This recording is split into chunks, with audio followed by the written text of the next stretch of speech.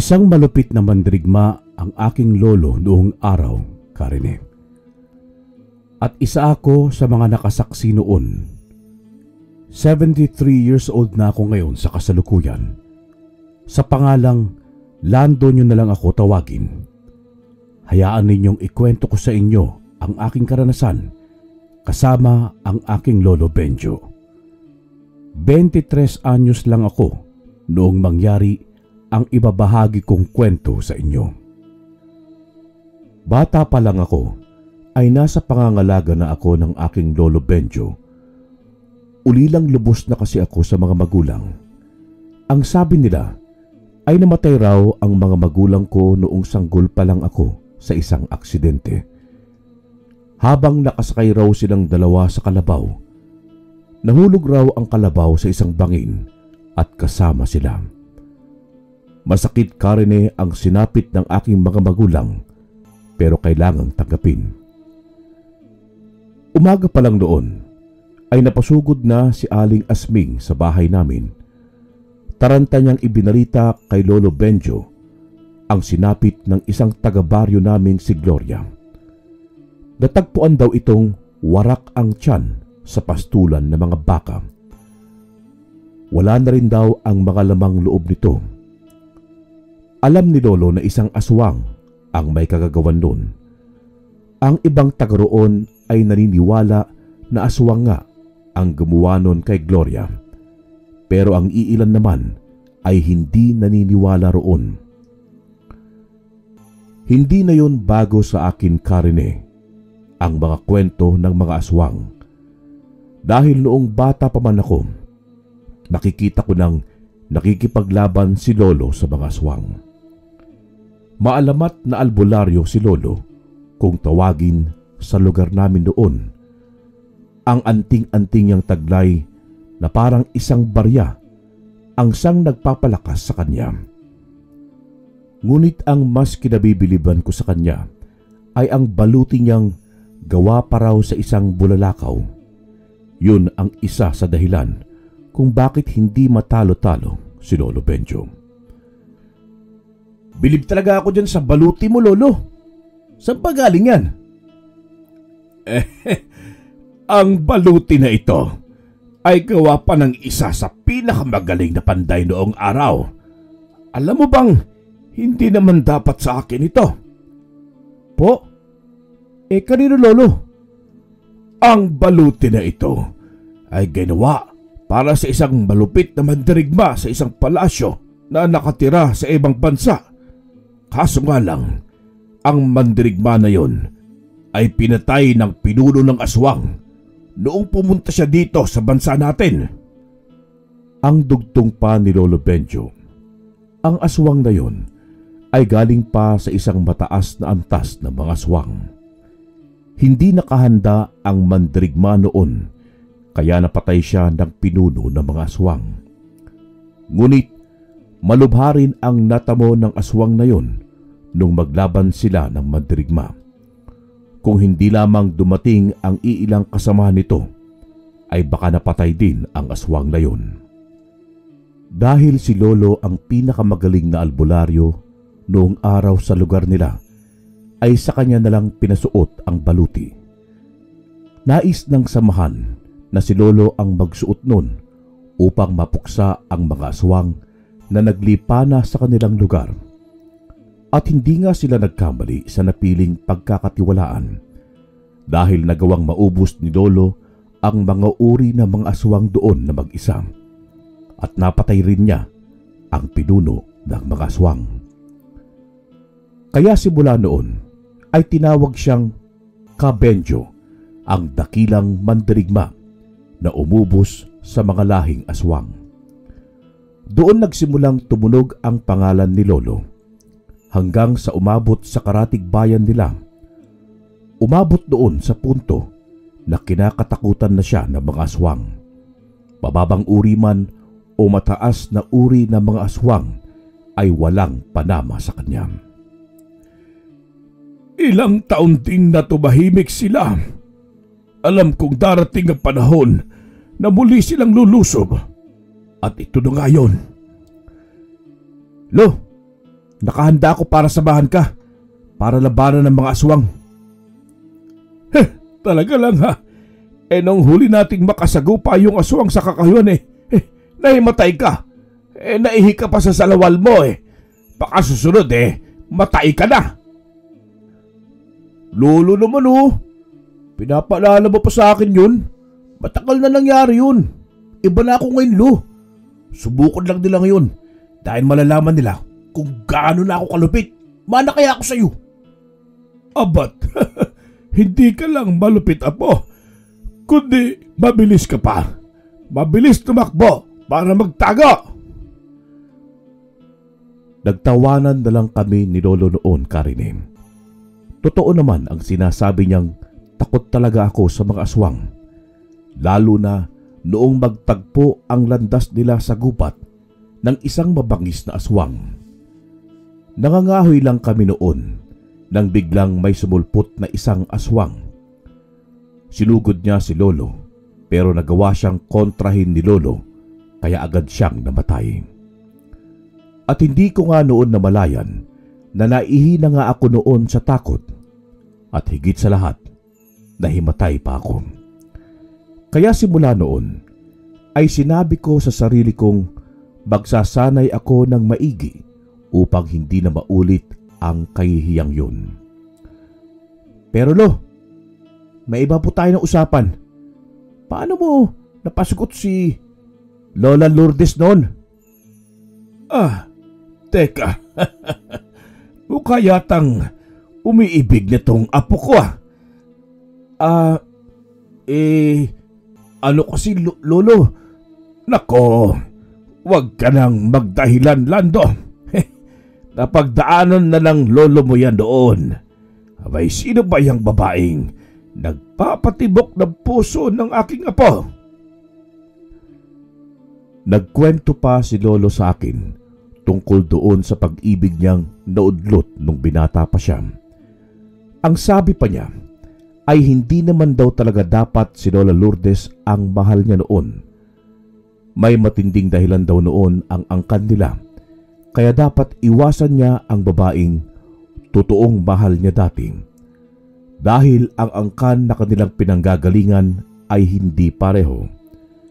Kahit na mahal na nila noon ang isa't isa, ay pinili ni Lolo na iwanan ang babaeng yun.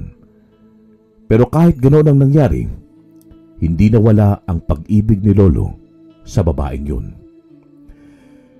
May misyon pa sila dating ibinigay sa akin.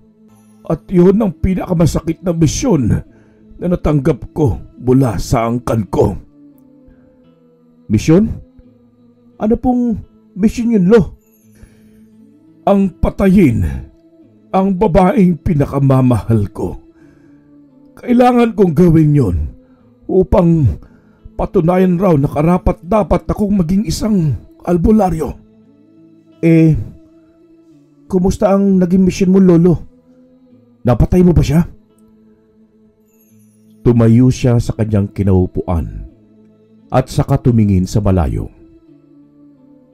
Mga ilang segundo rin bago niya ako sinagot. Ang sabi niya, makailang ulit raw niyang binalak na patayin ang babaeng mahal niya, pero hindi talaga niya kaya. At kahit maraming pagkakataon ang dumating, hindi niya ginawa. Kaya pinalabas na lang niya na napatay niya ang babaeng yun, kahit hindi naman talaga. Lo, may balita pa ba kayo dun sa babaeng yun? Mayroon. May sarili na siyang pamilya kagaya ko. Ganon talaga ang pag-ibig, Lando. Minsan, kailangan mong magsakripisyo. Ang lungkot naman yata ng pag-ibig mo dati, Lolo. Pero ayos lang yun. Maswerte ka naman kay Lola Lourdes. Tignan mo, ang papogi at ang gaganda ng naging apo ninyo. Siyempre, maswerte ako sa Lola Lourdes mo kahit wala na siya. Siya ang babaeng naging karamay ko noong mga panahong lugmok ako. Siya ang ilaw sa madilim na paligid ko dati. Kaya masasabi kong maswerte talaga ako sa kanya. Pero bumalik tayo sa totoong usapan natin.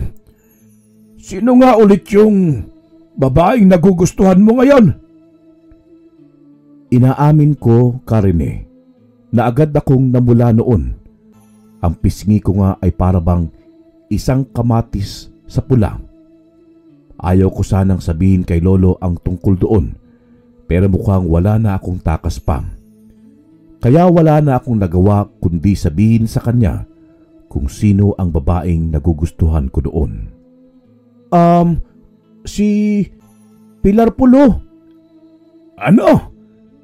Yung apo ni Sunaida? Bakit yun pa? Ang daming iba dyan, apo. Wag na yon. Sa tono na yon ni Lolo, ay mukhang ayaw niya talagang maging kasintahan ko noon ang apo ni Sunaida na si Pilar. Kaya tinanong ko siya kung bakit ayaw niya sa apo ni Sunaida. Pero sinagot niya lang ako ng basta.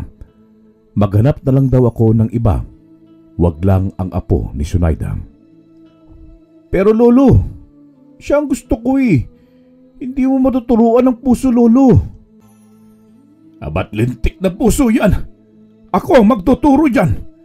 Bukas na bukas, may ipakikilala akong mga magagandang dalaga.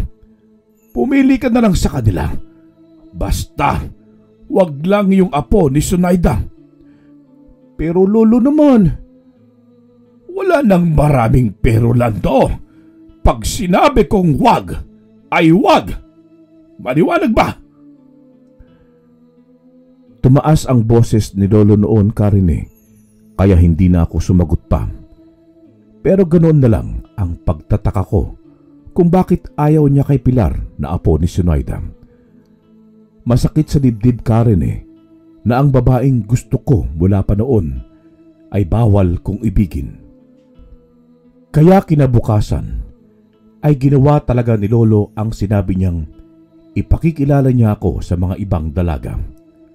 Mga apo yun na mga kaibigan niyang katulad niya ring mga albularyo.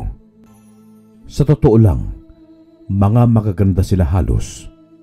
Pero Karine, tawagin mo man akong maarte, ay tatanggapin ko dahil wala akong mapili sa kanila.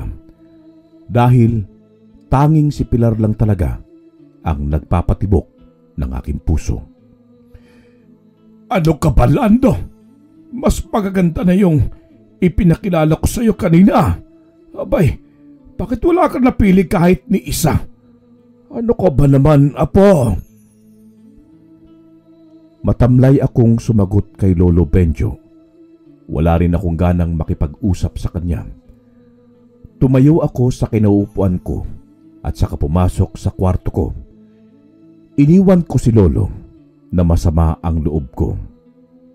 Natapos ang araw na yon na wala akong ganang kumain. Nakailang katok din si Lolo sa kwarto ko bago ko siya pinagbuksan. Pero kahit pinagbawalan na ako ni Lolo na makipagkita kay Pilar, ay palihim pa rin akong pumupuslit upang masilayan ko si Pilar. Minsan nga ay ginagabi na akong umuuwi at napapansin yon ni Lolo Benjo. Lando, apo, halika nga. Bakit po, Lolo? Napapansin ko itong mga nakaraang gabi, malimit na kitang nakikitang lumalabas ng bahay at malalim na ang gabi kong umuwi. Alam mo namang sobrang delikado ng panahon ngayon. Naglipa na yung mga aswang sa baryo natin. Hindi mo na ako inaalalayan sa panggagamot ko. Ano bang nangyayari sa iyo, Lando?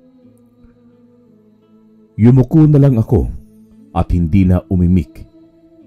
Hindi ko rin naman kasi alam kung ano yung isasagot ko, Karine. Napansin ko namang lumapit sa akin si Lolo sa kinauupuan ko at saka tumabi sa akin ng upo. Hinawakan niya ang likod ko sabay hagod. Ang sabi niya sa akin, wag na raw akong magtampo sa kanya. Dahil ang lahat ng ginagawa niya ay para lang naman daw sa aking kapakanan. Pero marami pa ring katanungan sa utak ko kung bakit hindi pwedeng maging kami, Karine. Ang sabi mo sa akin, naintindihan mo ako. Ang sabi mo, napagdaanan mo na ito. Pero bakit mo po ako inahadlangan, Lolo? Huminga muna ng malalim at bago siya nagsalita, nakita ko rin sa mukha niya ang hirap kung paano niya ako paliwanagan. Dapat lang talaga na sabihin niya sa akin para maintindihan ko na at para wala na akong maraming tanong pa. Sige, Apo, makinig ka. Hindi pwedeng maging kayo ni Pilar kasi... Hindi na napagtapos ni Lolo ang sasabihin niyang yun noong biglang bumukas ang pintuan namin. Bumungad noon ang aligagang si Aling Celia. Ang sabi niya ay kinukumbulsyon daw ang anak niya. Kailangan niya ang tulong ni Lolo dahil mukhang hindi lang basta kumbulsyon ang nangyayari. Ay, Apo, ihanda mo ang mga kagamitan ko. Mabilis naman akong kumilos at saka inihanda ang mga kagamitan ni Lolo sa panggagamot. Nang matapos ay tinungo na namin ang bahay ni Aling Celia. Dahil sa malapit-lapit lang naman ang bahay niya, ay mabilis lang kaming nakarating. Nasa pintuan pa lang ako, pero rinig ko na ang ungol ni Jenjen na anak ni Aling Pilar. Para bang nagwawala ito at may kung sinong espiritu ang nakasanib sa kanya. Noong mahawakan ni Lolo, ay nasabi na lang niyang kakaiba ang nangyayari kay Jenjen. Hindi raw niya masasabing kaluluwa ang may kagagawan nun dahil wala naman daw siyang nararamdamang espiritu sa paligid. Kaya umusal muli siya ng Latin na lengguwahe at inilapat ang halamang gamot sa noo ni Jenjen na pinausukan niya ng pulang kandila. Bahagya siyang pumikit upang hanapin ang sanhi ng lahat kung bakit nagkakaganon si Jenjen. Isang malupit na mangkukulam ang gumawa nito sa anak mo, Celia. Mabuti at inilapit ninyo agad sa akin dahil kung hindi, baka patay na itong anak ninyo. Dugtong pa ni Lolo ay nakausap niya ang mangkukulam sa kanyang isipan. At ang sabi ng mangkukulam, may isang babae raw ang lumapit sa kanya para ipakulam si Jenjen.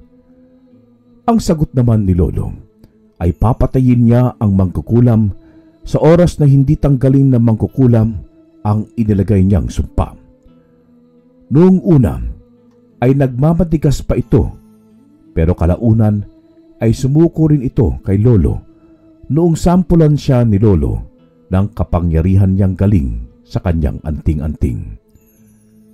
Lalo akong humanga noon, Karine, kay Lolo. Nagawa niyang matalo ang isang mabagsik na mangkukulam sa pamamagitan lamang ng kanyang isip. Nang matapos ang panggagamot ay kumalma na rin si Jenjen. Pero nakatulog ito, malamang dahil sa sobrang pagod nito. Hayaan niyo na muna siyang matulog. Napagod lang siya dahil nagamit niya ang lahat ng lakas niya kanina. Mabuti at nagawa kong mapasok ang isip ng mangkukulam, kaya natagpuan ko siya. Wala silang takas sa oras na mahawakan ko na ang biktima nila. Kahit saan pang lupalop ng lupa sila magtatago, makikita at makikita ko pa rin sila. Nagtanong si Aling Celia kung sino ang responsableng gumawa sa anak nito. Pero ang sabi ni Lolo, wag na niyang alamin dahil nakausap na ito ni Lolo. Basta isang taong may personal na galit daw sa kanya at nais niyang gumanti sa pamamagitan ng kulam at ang anak nito ang balak gantihan. Pasalamat na lang daw dahil nagawang maagapan agad ni Lolo dahil matindi talaga ang galit ng taong yon kay Aling Celia, kaya pinakamagaling na mangkukulam ang nilapitan nito sa malamang at sa malamang, kung wala raw si Lolo, ay baka naging gulay na itong dahang-dahang nabubulok sa higaan. Bilib din ako sa ibinigay na dedikasyon ni Jenjen para labanan ang karamdaman. Dahil baka kung sa iba nangyari yun, baka matagal na itong sumuko. Hapon na kaming nakauwi, Karine. Kagaya ng ginagawa ni Lolo, nagiiwan siya sa pasyente ng isang luyang hindi nabubulok. Panigurado yon para hindi na siya balikan ng sumpapa. At palatandaan din yon na si Lolo ang gumamot sa pasyente. Ibigay mo itong luya sa anak mo, Celia. Hindi para isahog sa anumang putahe, kundi balutin mo ito ng pulang tela at itali sa kanyang bewang. Bibigyan ito ng proteksyon sa lahat ng masasabang loob ang anak ninyo. May iba't ibang orasyon ang nakalakip dyan. Tandaan mo, Aling Celia, ang kaisa-isang bilin ni Lolo. Kahit anong mangyari, huwag mong isangkap ang luyang yan sa lulutuin mong ulam. Napatawa na lang kaming lahat doon, Karine. Kanina pa kasi seryoso ang mga mukha nila. Kaya naisipan kong lumapag ng biro sa kanila. Mabuti at pumutok naman dahil maganda ang pagkalatag ko. Pagkatapos doon, Karine, agad din naman kaming umuwi ni Lolo. Habang tumatagal, pahirap ng pahirap ang mga nangyayari. Kaya ikaw, Lando, mag-iingat ka. Hindi lang aswang ang gumagalaw sa ngayon, pati mga mangkukulamay na may mirwisyo na rin. Katunayan nga, ang sabi ni Lolo, ang mga mangkukulam daw noong unang panahon ay mga kasama naman talaga nila. Sila raw ang nagtitimpla at gumagawa ng mga halamang gamot na ipinanggagamot sa mga biktima ng mga aswang at mga naingkanto. Magaling silang maghalo ng halaman at langis upang ipanggamot sa mga biktima. Kaya lang daw nagwatak-watak at nasira ang relasyon sa pagitan nila dahil sa isang demonyo na sumulsul sa mga mangkukulam. Kaya mula noon ay naging mortal na magkalaban ang mga albularyo at mangkukulam. Malalakas po ba ang mga mangkukulam, Lolo? Mas matindi ang kanilang kapangyarihan kesa sa mga aswang. Kahit malayo ay kaya kanilang pahirapan. Mas nakakatakot pa silang kalaban kesa sa mga ibang uri ng mga masasamang loob. Marami rin daw na mga albularyong nalagas noong naganap ang hidwaan sa pagitan ng albularyo at mangkukulam. Mas brutal ang labanan nila, pero mabilis lang natapos dahil bawat isa sa kanila ay may mahikang malakas na ginagamit. Humupa ang tensyon noon nang mamatay ang pinuno ng mga mangkukulam. Nagpasya ang dalawang panig na itigil na muna ang labanan dahil marami-rami na ring buhay ang nasawi noon at maging mga ordinaryong tao noon ay nadadamay na rin. Itinago ng gobyerno noon ang totoong nangyari sa kasaysayan dahil takot silang mabunyag ang itinatago-tago ng bansa. Ayaw nilang isipin ng mga tao sa susunod na henerasyon na may mga mababangis na nilalang ang nabubuhay noong panahon nila. Pero sadyang hindi matatakpan ng kasinungalingan ang mga totoong nangyari noon dahil kahit anong tago mo rito ay aalingasaw ito. Kahit sabihin na hindi lahat ng mga tao ngayon ay naniniwala sa mga aswang at albularyo. Hindi mo maitatago ang totoong mga nangyayari, pero hindi mo rin maitatanggi na sa mga susunod pang mga siglo ay maaaring makakalimutan na rin ng mga tao ang tungkol doon. Pero ang kasaysayan ay kasaysayan. Hindi magbabago yon. Noong nangyari ang hidwaan ng mga mangkukulam at mga albularyo, nasaan ka nun, Lolo? Ngumiti siya sa akin at saka nagsalita. Ang sabi niya ay hindi pa nabubuo ang nanay at tatay niya noong mangyari yon. Sa libro ng albularyo nakasaad ang mga nangyari noon at may mga patunay rin silang nangyari yon noong unang panahon. Pero ang dugtong pa niya, hanggang sa ngayon ay patuloy pa rin nilang inuubos ang mga mangkukulam at hindi raw ito matapos-tapos kung patuloy pa rin na nagpapagamit ang mga tao sa kasamaan. Kaya mag-ingat daw ako sa lahat ng oras. Lumipas ang mga araw, Karine. Wala na kaming komunikasyon ni Pilar. Unti-unti ko rin tinatanggap na hindi talaga kami ang itinadhana.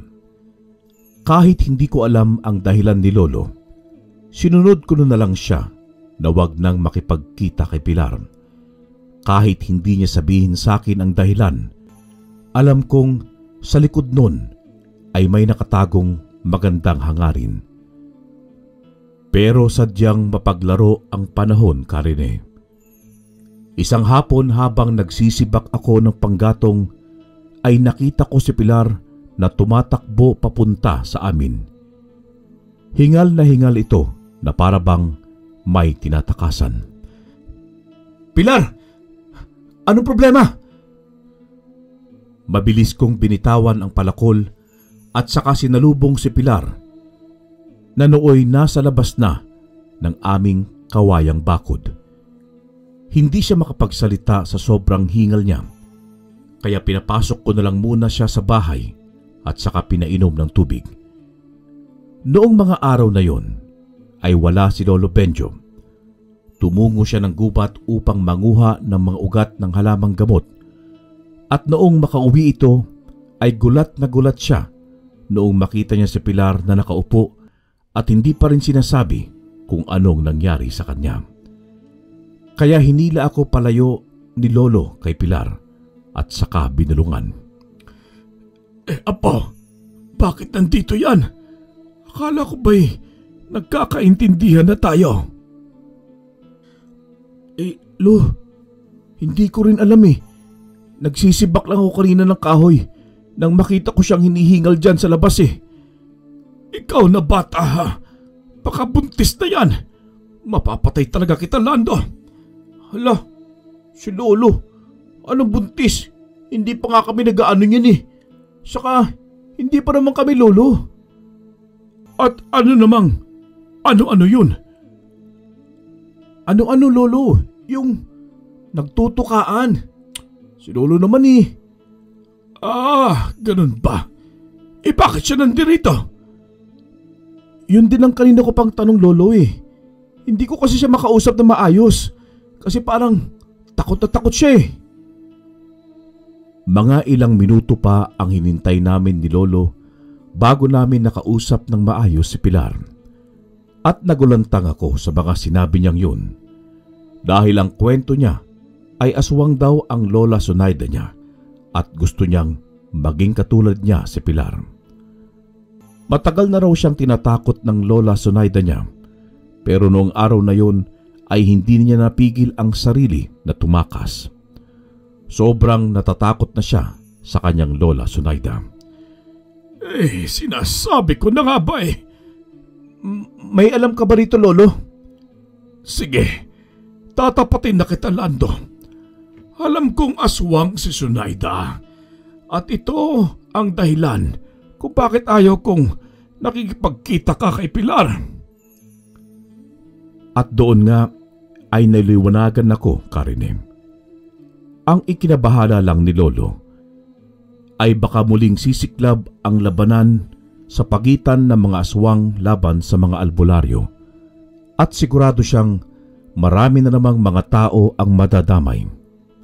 Pero kagaya ng sinabi niya ay walang sino man ang makakapigil na mangyari yon dahil ang lahat ay nakasaad para mangyari. Dahil sa ayaw ni Pilar umuwi sa kanila, ay napilitan na lang kaming itago na muna siya sa bahay. dahil gusto rin naman ni Lolo na ilayo si Pilar sa kanyang lola Sunaida na isang aswang. Ang sabi ni Lolo ay gumagalaw na ang mga lahing aswang upang magparami at maghasik na naman ng kasamaan sa lupa. Simula noong nakaraang linggo ay may mangilan-ngilan na silang nabiktima sa baryo namin at maging sa ibang lugar. Kaya naghahanda na rin ang lahat ng albularyo sa kada baryo. Ano bang oras ay pwedeng sumiklab ang labanan? Kaya maghanda ka, Lando. Kahapon pa po ko handa, Lolo Benjo. Nangangati na ang palad ko para pagbubuntanin ko yung mga tukbol na aswang na ini. Siguraduhin mo munang nakaihi ka bago ka sasabak sa laban, Lando. Baka mapahiya tayo sa mga aswang. Lolo naman marinig ka ni Pilar eh. Simula noong araw na yun, ay nagsanay ako ng maigi. Humawak ako ng kahit anong klaseng patalim, sibat, pana, at kahit pagsuntok ng tama. Kasama ko pa noon ang iilang mga albularyo. Lahat sila ay may mga anting-anting na taglay. Si Pilar naman ay mag-iisang linggo na rin siyang nakapirmi sa amin. Kaya isang araw, sumugod ang lola niyang si Sunaida sa bahay. Wala ang ibang albularyo doon ng hapong yun. Galit na galit ito habang kausap si Lolo Benjo. Benjo! Ilabas mo ang apo ko! Alam kong nandyan siya! Kumalma ka, Sunaida! Paghunos dili ka! Pakialamero ka talaga, Benjo! Doon na uminit ang pag-uusap nilang dalawa. Naghihimutok sa galit ang lola ni Pilar sa labas ng aming bakod. May hawak pa itong gulok na sigurado ako ay itataga niya yun kay Lolo sa oras na magsagupaan sila. Ang sabi naman ni Lolo ay huwag niyang idamay ang apo niyang si Pilar. Hayaan mong pumili ang apo mo ng buhay na gusto niya, Sunaida. At sino ka para utusan ako? Ako lang ang nakakaalam sa buhay na dapat kay Pilar. Walang sino man ang makakapigil sa akin, Benjo. Kahit kayo pang lahat na albularyo. Hindi matatapos itong hidwaan kung patuloy kang magpapaalipin sa pinuno niyong aswang. Dahil yon ang mithiin naming mga aswang. Ano ang gusto mo? Manggamot din kaming mga aswang katulad ninyo. Nababaliw ka na ba, Benjo? Magkaiba tayo ng misyon sa mundo. Kayo, manggagamot. At kami, pumapas lang. Yan ba talaga ang ikinagagalit mo sa akin, Inday? Wag na wag mo akong tawagin sa tawag na yan. Dahil matagal ko nang kinalimutan ang mga bagay na yon, Benjo. Kahit gaano pa katagal yon, hindi ko malilimutan yon, Inday. Sa puntong yun, ay naguguluhan na ako sa mga naging palitan nila ng usapan. Para kasing may nakaraan silang dalawa at sila lang ang nakakaalam. Maya-maya pa ay tinalon ng matandang Zoraida ang bakod papasok ng bakurad namin. Mariin ang pagkahawak niya sa gulok at nanginginig pa sa galit. Huwag kang magsalita na para bang hindi ka inang iwan sa ere. Ang galing mong magsalita ngayon na para bang napanindigan mo ang pangako mo, Benjo! Marahan itong lumapit kay Lolo habang nanlilisik ang mga mata. Bakas ko sa mukha niya ang matinding galit. Pinaatras ako ni Lolo, sabay bulong na itakas ko na raw si Pilar. Kaya agad akong tumakbo sa loob ng bahay at saka hinila si Pilar na nooy nakasandal sa likod ng pinto habang umiiyak. Tara na, Pilar! Tumakas na tayo! Sa likurang bahagi na kami dumaan patungo sa isang gubat. Hawak-hawak ko ang kamay ni Pilar habang mabilis ang takbo namin. Kahit hindi ko pa naman alam kung saan kami pupunta noon, ay hindi ako tumitigil sa paghila sa kanyang kamay. Ang mahalaga lang noon ay makalayo kami sa Lola Sunaida niyang aswang. Bahagya kaming tumigil sa isang malaking puno noong makaramdam kami ng pagod. May sinabi sa akin noon si Pilar na ikinagulat ko. Matagal na raw magkakilala si Lolo Benjo at lola niyang si Sunaida. Kaya pala noong mag-usap sila kanina ay tila magkakilala sila ng lubos. Marami pa sanang gustong sabihin sa akin si Pilar noon nang biglang may marinig kaming mga kaluskos na papalapit sa amin.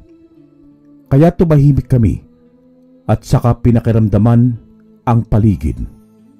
Maya-maya pa ay narinig na namin noon ang malakas na sigaw ng lola niyang si Sunaida. Pilar! Nasaan ka? Kahit saan ka magtago, mahanap at mahanap pa rin kita! Huwag mo nang dagdagan ng galit ko! Sa mga oras na yon, Karine, ay marami nang tumatakbo sa isip ko. Kagaya ng mga katanungan na, ano kaya ang nangyari sa kanila ni Lolo Benjo? Nagsagupaan kaya sila at natalo niya si Lolo? Nasaan si Lolo? At bakit nakahabol na mag-isa ang lola ni Pilar sa amin? Kung naglaban sila, natalo kaya si Lolo sa naging labanan nila? Iilan lang yon sa mga maraming katanungan ko. Kumalma ka lang, Pilar. Hindi kita ibibigay sa kanya. Kaya huwag ka matakot. Ramdam ko noon na ilang dipa na lang ang layo sa amin ng lola ni Pilar. Naririnig ko na rin ang mga tuyong dahon sa lupa na tinatapakan niya sa tuwing hahakbang siya. Napapalunok na lang ako ng laway sa tuwing sinisigaw niya ang pangalan ni Pilar. Noong hindi napigilan ni Pilar ang pag-iyak, ay agad kong tinakpan ang bibig niya upang hindi ito makagawa ng ingay. Pero sa palagay ko'y malapit na kaming matuntun ng lola niya sa likod ng malaking puno. Alam ko na matindi ang pang-amoy ng mga aswang. Kaya tiyak ako na matatagpuan niya kami noon. Lumabas ka na, Pilar! Kung ayaw mong madamay ang binatang kasama mong yan! Hinawakan ni Pilar ang palad ko na nakatakip sa bibig niya at saka hinila paalis. Ang sabi niya sa akin ay hayaan ko na lang daw siyang sumama sa kanyang lola upang hindi na ako mapahamak. Pero hindi ako pumayag dahil alam ko mapapahamak lang siya kung gagawin niya yun.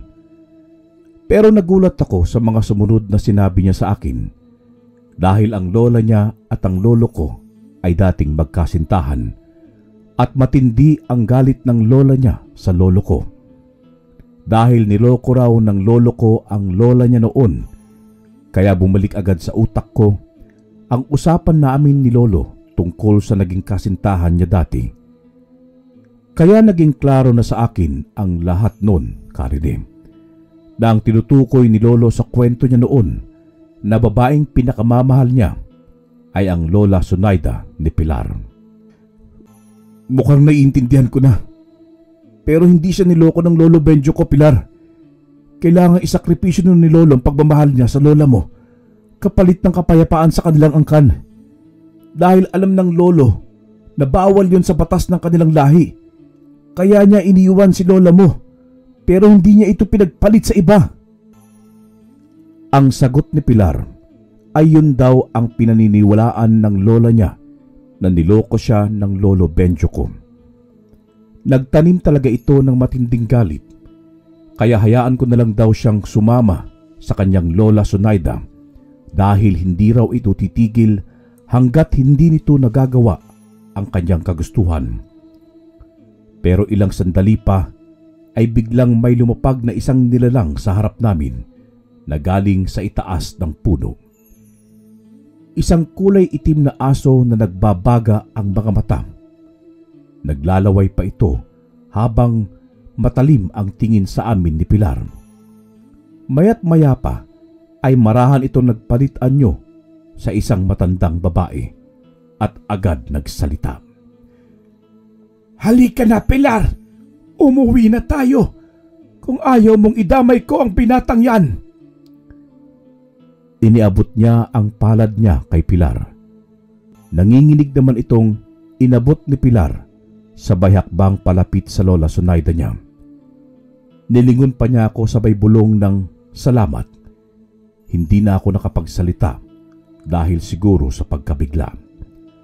Pero noong ilang hakbang na ang ginawa niya ay hindi ko na napigilan ang sarili ko. Mahal ka ng lolo ko! Kahit natatakot ay sinikap kong magtapang-tapangan. Alam kong walang kasiguraduhan ang buhay ko dahil sa sinabi kong yun sa kanya. Napatigil siya sa paglakad at doon na bumilis ang tibok ng puso ko. Hindi na ako pwedeng umatras. Dapat ay panindigan ko na ang sinabi kong yun. Hindi ka niloko ng lolo ko. May dahilan siya kung bakit iniwan ka niya. Inawat ako ni Pilar. Pero huli na ang lahat dahil nasabi ko ang mga gusto kong sabihin sa kanyang lola. Marahan akong nilingon ng matanda at saka tinignan ng maigi. Binitawan niya ang kamay ni Pilar at saka naglakad pabalik sa akin. Halos maihi naman ako sa salawal ko noon, Karine. Tagaktak ang pawis ko sa noo at tanging kalabog ng dibdib ko lang ang maririnig sa paligid. Noong isang dipa na lang ang agwat namin, ay doon na siya nagsalita. Anong alam mo para sabihin ang lahat ng yon sa akin? Nandoon ka ba noong mangyari ang lahat? Wala, pero yun ang totoo. Lolo mo nga siya. Pareho kayong sinungaling! Halos lamunin ako ng takot noong lumabas ang maliliit na pangil niya. Ang akala ko nga nun ay susunggaban niya ako. Pero mabuti nandoon si Pilar na pumigil sa kanya. Hinila niya ang kanyang lola at saka diyayang umalis. Tumahimik na raw ako at huwag nang magsasalita dahil masyadong mapanganib yun para sa akin. Pero kahit ganoon ang nangyari, alam kong may nabago ako sa paniniwala ni Tandang Zunaida kahit pa sabihin niyang hindi siya naniniwala. Buksan mo ang puso't isip mo, Tandang Zunaida! Huwag mong hayaang kainin ka ng galit at pagkabuhi! Malakas na sigaw ko noon, Karine. Wala na akong pakialam kung lilingunin niya ako para patayin. Pero dumiretso lang siya sa paglalakad at hindi na niya ako nilingon pa. Noong hindi ko na sila makita, ay nagmadali na akong umuwi. At doon ko nakita ang iilang albularyo sa loob ng bahay. At ang ikinakaba ko ay si Lolo na nakahiga habang nakapaligid ang mga albularyo. Ang sabi nila ay naabutan daw nila si Lolo na nakahiga sa bakuran habang duguan ng katawan. Kaya agad nila itong binuhat at saka binigyan ng pangunahing lunas. Kaya naikwento ko sa kanila ang buong nangyari. Mabuti at hindi noon napuruhan si Lolo. Ang ipinagtataka ko lang, bakit hindi sinigurado ni Tandang Zunaida na patayin si Lolo? Gayong pagkakataon niya na yun. At ang isa pang malaking ipinagtataka ko, Karine, ay kung bakit nagawang matalo ni Tandang Zunaida si Lolo. Sigurado akong kahit doblehin pa ni Tandang Zunaida ang katawan niya, ay hindi pa rin siya uubra kay Lolo. Kaya noong kami na lang ni Lolo ay kinausap ko siya. Mabuti na rin naman ang kanyang kalagayan. Lo, kumusta ng pakiramdam mo? Ngumiti siya sa akin at saka hinawakan ang balikat ko. Bahagya siyang tumingin sa labas ng bintana pero binalik din naman niya agad ang atensyon sa akin. Hindi ko alam, Karine, pero parang sobrang saya ni Lolo noong mga oras na yon. Kitang-kita ko sa mga mata niya ang tuwa sa kabila ng nangyari sa kanya. Kaya napakunot noo ako dahil sobrang kakaiba ni Lolo noon. Lo, Parang masaya ka pa. Ano bang ginawa sa'yo ng matandang yun? Muntik ka nang mamatay, pero bakit tuwang-tuwa ka pa? Ay, sa wakas apo, nakalaya na. Ang alin po, Lolo? Ang alagang ibon natin na nakalaya? Bakit naman niyo pinabayaan, Lolo? Agad niya akong binatukan at saka sinabing isa akong tarantado. Hindi raw yun ang ibig niyang sabihin na nakalaya. Ang gusto niyang sabihin ay nakalaya na ang mga pusong ilang taon nang may kinikimkim na sama ng loob. Masaya raw siya dahil alam niyang may puwang pa rin siya sa puso ng taong yun. Kaya agad ko yung naintindihan. Dahil ba ito kay Tandang Sonaida, Lolo? Paano mo nalaman na po? Sinabi sa akin ni Pilar. Ngayon naintindihan ko na kung bakit ayaw mo kami magkatuloy ni Pilar, Lo. Dahil ang lahing pinanggalingan niya ay may lahing aswang. Samantalang albularyo naman ang sa akin. Ang sagot ni Lolo, parang naulit lang daw sa amin ang nangyari sa kanila dati. Kaya raw hanggat hindi pa lubos nauhulog ang loob namin ni Pilar sa isa't isa, ay gumawa na siya ng paraan para pigilan kami. Dahil sa oras na tumagal pa ito, ay kami lang din ang masasaktan ni Pilar.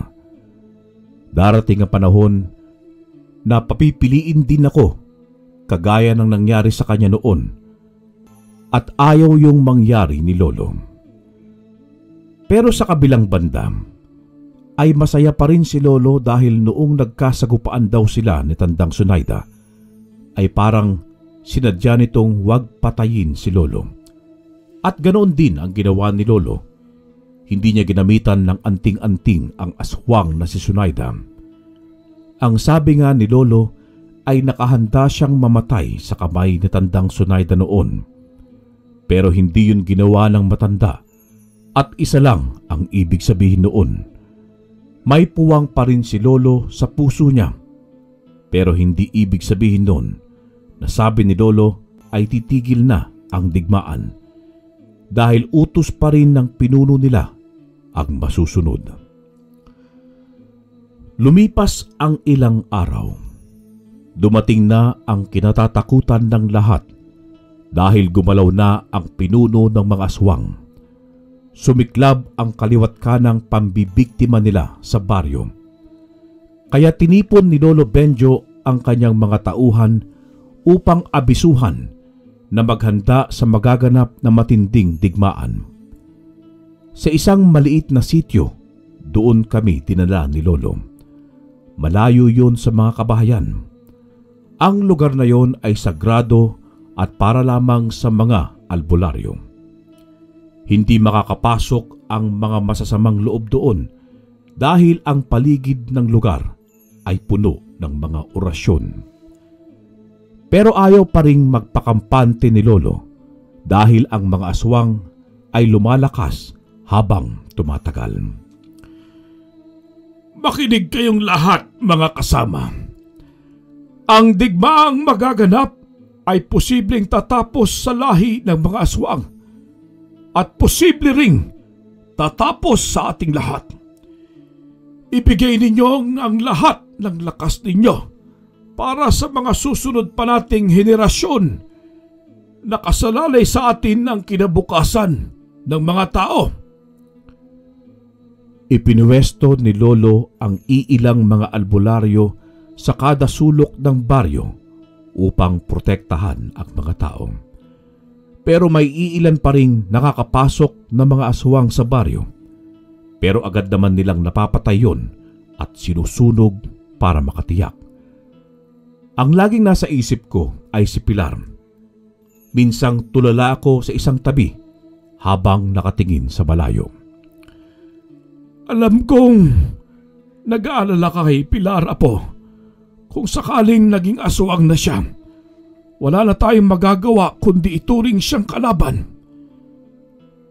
Hindi ako katulad mo, Lo, na malakas ang loob. Hindi ko kayang kalabanin ng babaeng mahal ko. Kayanin mo, Apo. Kailangan mong kayanin. Hinawakan niya ang kabilang balikat ko saka tinapik-tapik.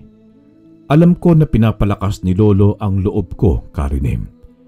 Pero hindi ko talaga matanggal sa dibdib ko ang kabahan sa oras na magkaharap na kami ni Pilar sa isang digmaan.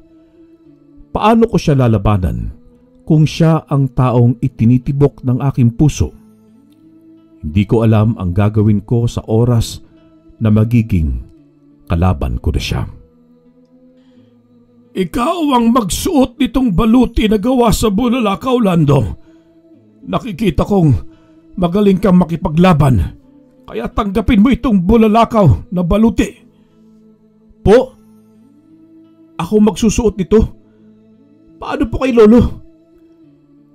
Itong anting-anting ko ang bahala sa akin. Sa ngayon, kailangan mo ang baluting yan. Poprotektahan niya ang katawan mo sa mga kuko at pangil ng mga aswang. Sasabak na ba talaga ako sa digmaan, Lolo? Panahon na ba talaga ito para makidigma rin ako? Ito ang ating buhay, Lando. Ang makipagdigma sa mga aswang. Hindi mo ito maaaring talikuran. Mahirap, Lo.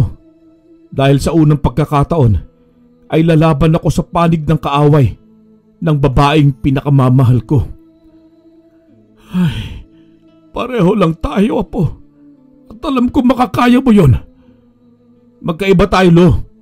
Dahil ikaw hinayaan mong mabuhay doon si Tandang Sunayda. Iba ang sitwasyon ngayon, Lo. Hindi na natapos ang usapan namin noon ni Lolo nang dumating ang isang albularyo para ibalita sa amin ang naganap sa isang lugar kung saan ang iilang mga albularyo, ang sabi niya, ay nilusob ng mga aswang ang lugar sa pamumuno raw ni Tandang Sunayda. Kaya dali-dali kaming pumunta roon upang tignan ang lugar. At naabutan nga namin na may labanang nagaganap doon sa pagitan ng mga aswang at mga kasamahan naming albularyo. Paggabi na yon, kaya masyadong delikado. Kaya sumali na kami ni Lolo sa labanan upang pahupain ang gulo. Sunayda! Hindi na talaga kita kilala. Masyado ka ng marahas. Buhay ka pa pala, Kabenjo. Buhay ako, pero patay na patay pa rin ako sa'yo. Nagkatinginan tuloy kaming lahat at saka pinigilan ang pagtawa dahil sa naging banat ni Lolo kay Tandang Sunayda. Halos tumigil kasi ang tensyon noong marinig nilang lahat yon. Pero tanging pagdura lang ang iginanti ng matandang Sunayda sa kanya. Lo, hindi yata umubra yung pambobola mo sa kanya. Anong hindi? Tingnan mo. Kitang-kita naman sa mukha niya na kinikilig siya. Hey! Tumigil na nga kayong dalawang maglolo. Kinikilabutan ako sa inyong mga sinasabi. Hoy! Ba? Totoong sinasabi ng Lolo Benjo ko na mahal ka pa rin niya, Tandang Sunayda. Ikwento nyo sa pagong dahil kahit batang maliliit hindi maniniwala. Tignan mo, Apo. Umaasa pa rin siya. Hey! Pwe! Mabuti pa, ituloy na natin ang labanan dahil mukhang wala nang magandang lumalabas sa bibig mo. Benjo! Mabaho! Laban na naman. Pwede bang magpahinga na lang tayo, Inday? Lalong sumiklab ang galit ni Tandang Sunayda noong tawagin ito ni Lolo Benjo sa pangalang Inday. Yun pala ang tawag ni Lolo sa kanya noong binata pa lang sila at magkasintahan pa. Ngayon ay isa na lang yung nakaraan na hindi na pwedeng balikan. Kaya ayaw na ayaw niyang tawagin siya ni Lolo sa ganoong pangalan dahil para kay Tandang Sunayda ay isa na yung bangungot. Dahil yon, Karine, para sugurin niya si Lolo, pero puro pag-iwas lang ang ginagawa ni Lolo. Ang iilang mga albularyo ay gumalaw na rin naman. Maging ang mga aswang na kanina ay kinilig sa banat ni Lolo kay Tandang Sunayda ay bumalik na rin para makipaglaban. Sinuot ko naman ang baluti na binigay sa akin ni Lolo. Sobrang gaan nito na tila isang papel. Pero kung sa oras na ilapag mo ito sa lupa, ay animoy isang mabigat na bakal na bumaon sa lupa. Noong matapos ko ngang maisuot yun, ay dumikit ito sa dibdib ko na para bang sumanib sa katawan ko at gustong magkaisa kami. Naramdaman ko rin ang magaan na pakiramdam na para bang lumulutang ako sa ere. Ang sabi kasi noon ni Lolo, ang baluting gawa sa bulalakaw ay isang kaibigan. Kung hindi niya ramdam na tapat ka, ay iiwan ka. At kung ramdam niya namang karapat-dapat kang pagkatiwalaan, ay gagana ito sa iyo at bibigyan ka pa ng bagsik at lakas. Kaya hindi na nga ako nag-aksaya ng oras noon dahil sinubukan ko agad yon sa mga aswang na sumusugod sa akin. At tama ang sinabing yon ni Lolo. Hindi nga ako tinatablan ng mga kalmot at kagat ng mga aswang. Napuputol lamang ang kanilang mga kuko at pangil sa tuwing susubukan nila akong kalmutin o kagatin ang suot kong baluti. Ano? Sige, kagat pa! Ang tawag sa iyo ngayon ay bunging aswang! Pinulot niya ang kanyang pangil sa lupa noong mabali ito sa suot kong baluti. Nakita ko agad ang mukha niyang asar na asar dahil sa pagkawala ng kanyang pangil. At dahil doon ay muli niya akong sinugod at saka kinalmot naman. Pero nabali lamang ang lahat ng kuko niya sa kanyang kanang daliri. Nasira yata yung magmamanicure mo! Sa galit niya, ay sinugod niya ako at saka pinagsusuntok. Sa totoo lang, Karine, ay hindi ko alam na may aswang palang buksingero. Sa tuwing matatamaan niya ako, ay siya rin naman ang nasasaktan. Kaya hindi ko na pinatagal at ako naman ang sumugod sa kanya. Agad siyang nawalan ng buhay noong maisunod ko siya. Sa lakas ng suntok kong yun, ay tila naging puno lang siya ng saging sa sobrang lambot. At ang sumunod na aswang na sumugod sa akin ay sinaglit ko lang din. Pero napatigil kaming lahat noong dumating ang kanilang pinuno. Sobrang nakakatakot ang aurang bumabalot sa kanyang katawan. Bukod sa matangkad siya, ay malaki rin ang kanyang katawan. Ang tansya ko nasa 50 pataas na ang edad niya. Lumapit sa kanya si Tandang Sunayda at saka yumuko bilang respeto sa kanilang pinuno. Ganon din ang ginawa ng ilang kasama nilang aswang. Pero nagulat kaming sinampal niya si Tandang Sunayda. Mukhang may nagawa yatang mali si Sunayda kaya sinampal niya ito. Nakita kong humihingi si Tandang Sunayda ng patawad sa kanilang pinuno. Aba! Kakaibang isang ito, Lolo! Nananampal! Sinampal niya yung iniirog mo! Tumahimik ka nga! Ang landi mo! Hindi itong panahon para magbiro! Pinuno ng mga aswang itong kaharap natin. Maganda ka dahil malakas ito. Wala kang silbi. Matanda ka nga. Simpleng misyon hindi mo pa magawa. Ang dapat talaga sa'yo ay mabahinga na lang. Matanda ka na nga. Kahit may kalayuan, dinig na dinig namin ang sigaw na yon ng pinuno nila kay Tandang Sunayda. Hinayaan lang namin sila at bagkus ay naghanda. Pero kanina pa ako kinakabahan dahil hindi ko pa nakikita si Pilar. Maya-maya pa'y tumingin sa amin ng kanilang pinuno at saka inutusan ang mga alagad na sugurin kami. Kaya nagsitalunan ng mga yon pasugod sa amin na para bang mga palaka. Kaya doon na ipinatawag ni Lolo Benjo ang ilang kasamahang albularyo. At doon ay nagsagupaan sila. Hinarap naman ni Lolo si Tandang Sunaydang muli. At ako naman ay pinagbabalibag ko ang mga aswang na sumusugod sa akin. Napapansin kong kanina pa hindi nilalabanan ni Lolo si Tandang Sonaida. Hindi kasi ito makatama kay Lolo, kaya pinatigil ng pinuno nila si Tandang Sonaida at nagulat kaming sinakal niya ito sa leeg. Ang sabi niya ay mahina raw ito at pabigat. Manood na lang daw ito at siya ang tatapos kay Lolo. Sa mga panahong yun ay kaunti na lang ang mga alagad niya dahil inubos na namin ng mga kasamahan kong albularyo. Isa rin yun, kaya nakialam na siya. Si Tandang Sonaida naman ay ibinagsak niya sa tabing. Agad na nagtuos si Lolo at ang pinuno ng mga aswang. Hirap na hirap si Lolo dahil sobrang lakas nga nito. Nag-iiba rin ang anyo nito sa iba't ibang mga hayop na nais niya. Kaya nagagawa niya itong patamaan. Gusto kong makisali pero pinigilan ako ng mga kasama ko. Hindi ko maarok Karine, natitigan si Lolo habang binubugbog ng aswang na yun.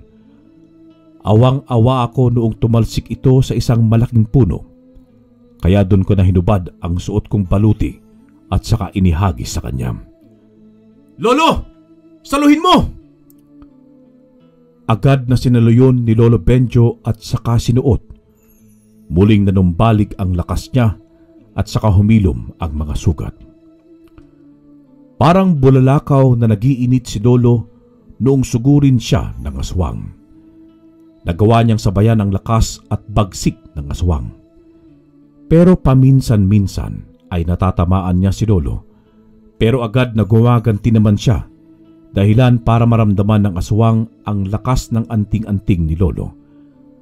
Pero sa hindi inaasahan ay nagawa niyang mapuruhan si Lolo sa ulo, dahilan para bumagsak ito sa lupa. Agad na nilapitan namin si Lolo. Sinugod naman ng ilang albularyo ang pinuno ng mga aswang, pero wala silang nagawa sa lakas ng aswang na yun. Nagsitalsikan lang sila na parabang mga basura. Pagkatapos noon ay kami na ang pinuntirya nila. Napaatras kaming lahat dahil sa aurang bumabalot sa kanya. Ang bawat humaharang na albularyo sa kanya ay natutumba. Hanggang sa magulat na lang kaming lahat sa biglang pagsaklob sa kanya ng malaking lambat na nagmula sa isang babae. At doon ko napagtanto na si Pilar ang gumawa noon. Pilar? Maya-maya pa ay nakikita ko na si Tandang Sonaida na tumatakbo ng mabilis papunta sa kinaroroonan ng pinuno nilang aswang na hindi makalabas sa lambat. Isang matinding kalmot ang ginawa niya sa pinuno, sabay kagat sa leeg. Agad naman siyang sumigaw kay Lolo Benjo. Tapusin mo na, Benjo! Bilis! Hindi na nag-aksaya ng sandali si Lolo. Kahit nangihilo pa siya mula sa pagkatama niya kanina, ay buong lakas niyang sinugod ang pinuno ng mga aswang. Lumiyab ang katawan nito na animoy isang bulalakaw at tumama sa katawan ng pinuno ng mga aswang. Nasunog ito na parang basura na sinigaan sa bakuran. At doon natapos ang labanang yung Karine. Doon din namin nalaman na plinano talaga ni Tandang Sonaida at Pilar ang pagtapos sa kanilang pinuno. At hindi ginawang aswang tanda ang kanyang apong si Pilar. Ayaw niyang matulad kami sa kanila ni Lolo, kaya gumawa siya ng paraan para maging pwede na kami ni Pilar. Pero nagulat kami nang bumagsak na lang si Tandang Sonaida sa lupa at nakita namin ang malaking sugat sa kanyang dibdib. Nagawa pa rin pala siyang atakihin ng pinuno nila kahit nasa loob na ito ng lambat ni Pilar. Kahit namatay si Tandang Sonaida sa labanang yun, Karine, masasabi naming hindi naging sayang ang pagkamatay niya dahil isa siya sa dahilan kung bakit namatay ang kanilang pinuno. Sa kabilang banda, malungkot lang dahil kung saan na maayos na ang lahat ay saka naman siya nawala. Niyakap ko na mahigpit si Pilar dahil wala nang sagabal sa aming pagmamahalan. Binigyan naman namin ng magandang libing sa Tandang Sunaydam. Bumalik na rin sa kaayusan ang buong baryo. Magpahinga ka na, Inday. Hintayin mo na lamang ako sa kabilang buhay. Halos pabulong na wika ni Lolo Benjo sa libingan ni Tandang Sunaydam. Wakas.